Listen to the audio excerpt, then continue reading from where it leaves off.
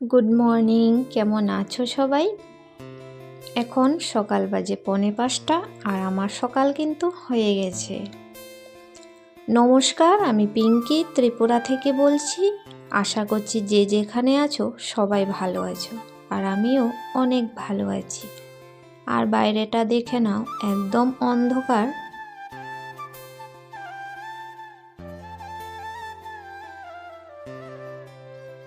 তো কোমর বেঁধে নেমে পড়েছি সংসারের কাজে। এই তো 5:30 বেজে গেল। আমার উপরের তলা থেকে নিচতলায় একদম ঝাড়ু মারা কমপ্লিট হয়ে গেছে। তারই সঙ্গে চলে এসেছি ঘর মুছতে, আর ঘরটা এখন সুন্দর করে মুছে নেব।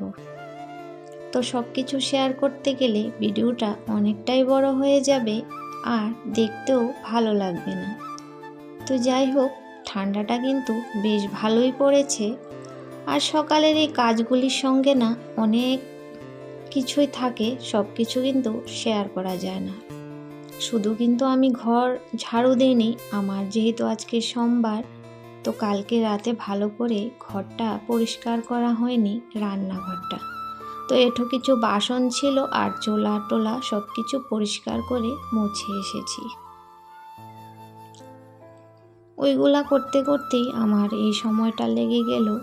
আর সোমবার মানেই আমার সমস্ত ঘর প্রত্যেকটা রুম ভালো করে মুছি।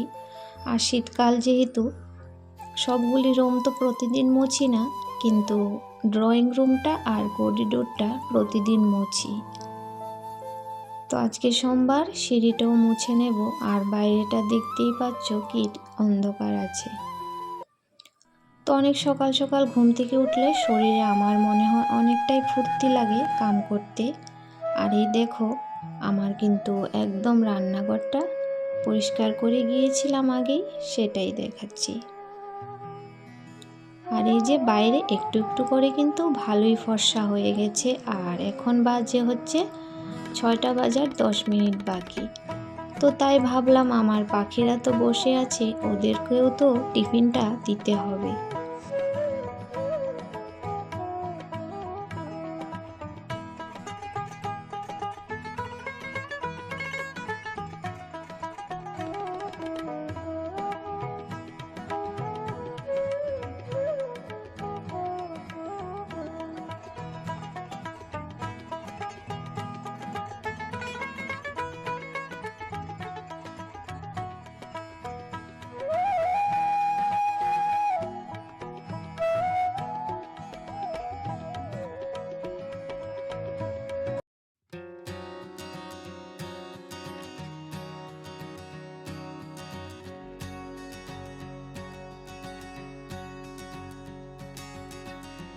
তো ছেলেকে ঘুম থেকে উঠিয়ে দিলাম, তো উঠে পড়েছে।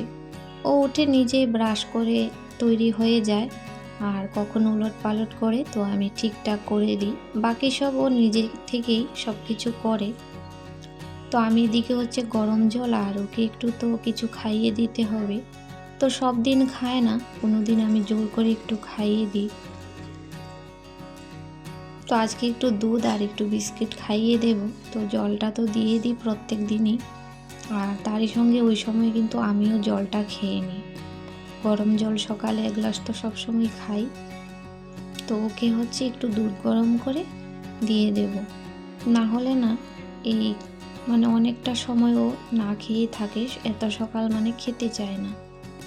তো চলে গেছে, ওর ঠাকুমা ওকে দিয়ে আসবে। তো আমি এখানে হচ্ছে বিছানাটা গুছিয়ে নিচ্ছি। তো যত সকালে উঠি না কেন, ভাবি যে 7টা বা তার মধ্যে স্নান করে নেব, 7টার মধ্যে স্নান পূজা হয়ে যাবে। একদমই না। তো সোমবার মানেই অনেকটা সময় লাগে আমার পূজা করতে, প্রায় 1 ঘন্টা লেগে যায়, বৃহস্পতিবারের মতোই।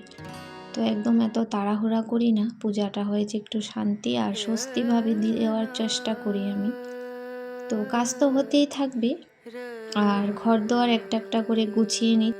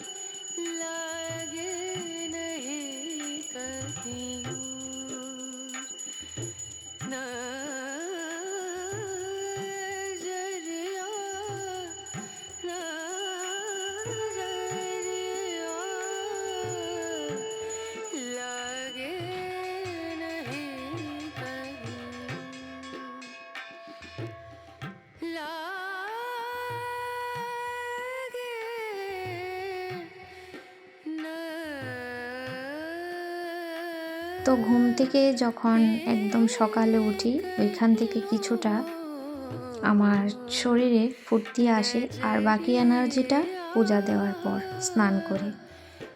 তো এই দুইটা এনার্জি যখন আমার শরীরের মধ্যে কাজ করে, সারাটা দিন একদম ফুর্তিতে কাটে। যতই পরিশ্রম করি না কেন, শরীর কিন্তু যতই খারাপ হোক কিন্তু মন থেকে একদম ভালো থাকি। তো যাই হোক, এখানে তোমরা প্রসাদ নিয়ে নাও, আর আমি ড্রেস চেঞ্জ করে চলে এসেছি। আর বাবু এখানে হচ্ছে মানে আমার শ্বশুরমশাই সবজি নিয়ে আসছে। আজকে তো সোমবার, নিরামিষ খাওয়া হবে। তো আজকে একদম সিম্পল রান্না করব ভাবছি। বেশি প্রত্যেক দিন ঘাটা নাটা সবজি মানে বেশি ভালো লাগে না আর কি। অনেক দিন মনে হয় একটু হালকা খাই, হালকা পাতলা। তো সেটাই আজকে চিন্তা করছিলাম। আর সকালে নাস্তা তো করতেই হবে, তো আটাটা একটু মেখে রেখে দেব। আর ওইদিকে হচ্ছে আমি আলু বসিয়ে দিয়েছি সেদ্ধ করার জন্য।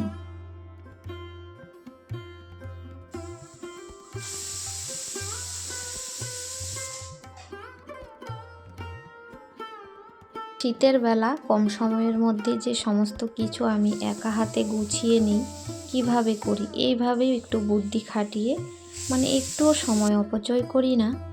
মানে কিছুটা সময় দুপুরে আমি রেস্ট হয়তো করব, কিন্তু সকালে একটু সময় আমি এদিক ওদিক করে শেষ করি না। যতটা সময় পারি দুই হাতে একদম এদিক ওদিক সব কিছু সামলাই।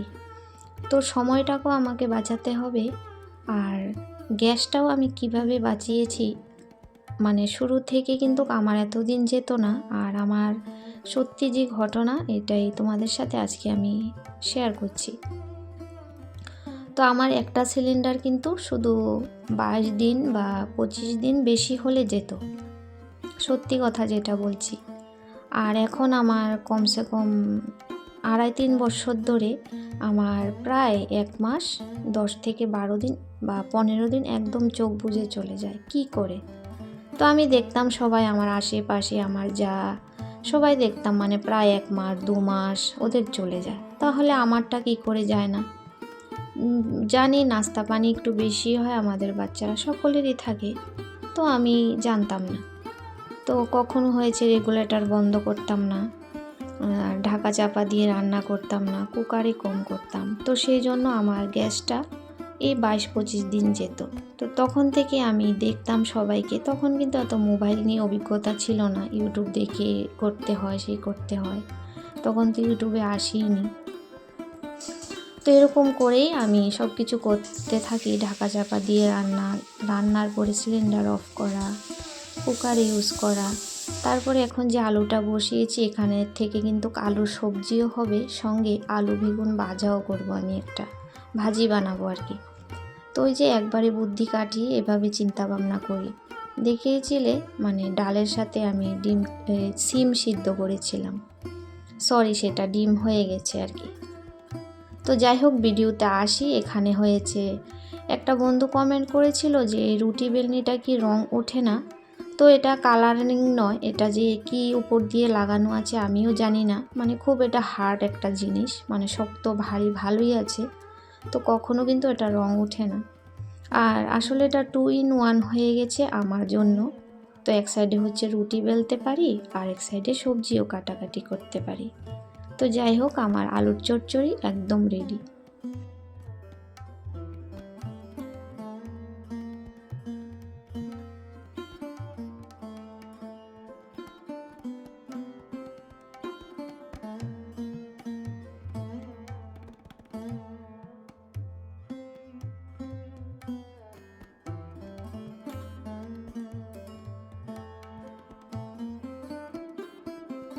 এই যে গ্যাস কমানোর এটাও জানতাম না আগে। গ্যাস একদম হাই ফ্লেমে দিয়ে রান্না করা, এই করতে থাকতাম। তো এখন বুঝি যতটুক যে সময় দরকার, আমরা যদি গ্যাসটাকে কম আঁচ করে সব সময় রান্নাটা করি, রান্নাটা কিন্তু সুস্বাদুও হয় আর সঙ্গে জ্বলেও যায় না। তো অনেক সময় কি হয়, একদম তেজ করে দিই, দরকারও পড়ে না তখন তেজ করার, আর গ্যাসটাও কিন্তু অপচয় হয়। তো যাই হোক, এখানে কিছুটা পরোটা বানিয়ে নিয়েছি।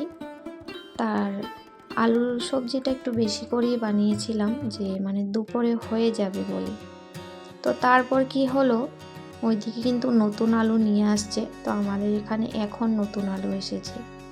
তো শ্বশুরমশাই বলছে যে নতুন আলু দিয়ে আলুর তরকারি করতে আবার। তো আর কি করব, একবার আলু সবজি বানিয়েছি, এখন আবার ওইদিকে কিন্তু আবার নতুন আলুটা কুকারে বসিয়ে দিয়েছি, অল্প করেই রান্না করব, কারণ এটা তো রান্না করেছি রয়েছে। আর রান্না না করলেও তো বুঝবে না, হয়তো বলবে যে রান্না করতে বলেছে করিনি। তো যাই হোক, আমার এখানে নাস্তা একদম রেডি, আর এখন হয়েছে নাস্তা করে নেব। আর নিচেও দিয়ে আসছি দোকানে। আর কদিন খেয়েছিলাম সবাই একসাথে মিলে, আবার সেই আগের রুটিন, একাই খাওয়া, আমার একাকিত্ব জীবন। তো এখানে ডাল ছিল, আর সকালের যে আলুর সবজিটা আর আবার আলুর তরকারি এখানে বানিয়েছি। আর যে সিম সেদ্ধ করেছিলাম সেটা ধনিয়া পাতা বেশি করে দিয়ে একদম বাটা করে নিলাম, আর সঙ্গে ছিল আলু বেগুন ভাজা। তো সবাই খুব ভালো থেকো, সুস্থ থেকো, আবারও ফিরে আসবো। সবাইকে হ্যাপি নিউ ইয়ার।